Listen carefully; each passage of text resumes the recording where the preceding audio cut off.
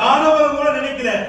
அவனோ ஆமானுக்கு பிரச்சனை கொடுக்க கொடுக்க கொடுக்க என்ன பண்றதுன்னு தெரியாம உட்கார்ந்து கொண்டிருக்கிற முருகதாய்க்கு ஒரு கணம் தேடி வருகிறது. அல்லேலூயா. ஒருவன் எனக்கு ஊழியம் செய்தார் பிதாவானவர் கணம் பண்ணுவார். அல்லேலூயா. அல்லேலூயா. கணத்தை தேடி யாரும் போக வேண்டாம். கணம் நம்மளை தேடி வரும். யூத கோத்திர ஜனங்களுக்காய் பிரயாசப்பட்டார். என் யூத கோத்திரங்கள் யாருக்கு தலை வணங்காது, என் ஆண்டவராய் இயேசு கிறிஸ்துவுக்கு மட்டுமே தலை வணங்கும். அல்லேலூயா. ஆமா, ஆமோன் வந்து பார்க்கிறாரு, முருகனை வணங்குவானே. போடா, நான் கர்த்தரை ஒருவரை தவிர இந்த தலை வேற நானும் ஆண்டவருக்கு ஊழியம் செய்வீர்கள் என்று சொன்னால் கணம் உங்களை தேடி வரும். ஆமன் கணத்தை தேடி தேடி போனான். ஆனா எல்லாரும் வணங்குறாங்க, இவன் வணங்க மாட்டேங்கிறானே அப்படின்னு ஒரே கோபம்.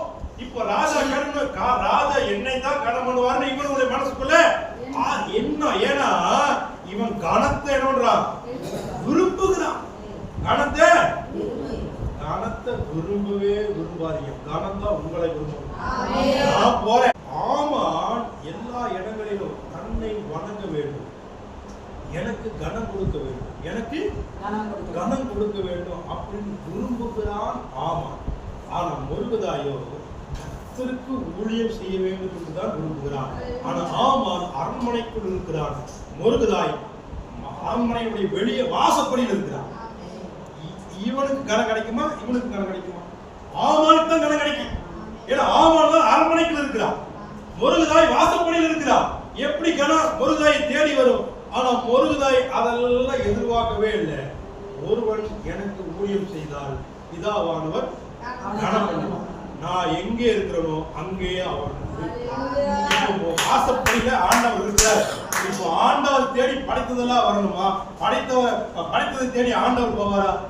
படைத்ததெல்லாம் தான் ஆண்டவருக்கு வரணும். இப்போ ஊழியக்காரன் எங்க இருக்கிறாரோ அங்கே ஆண்டவர் இருக்கிறார்.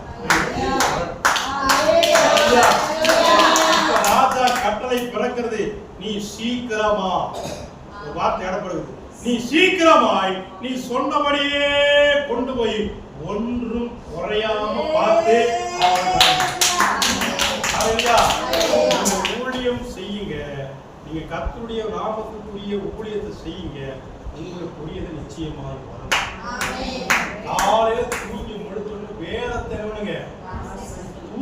முதல் வேதத்தை தூக்க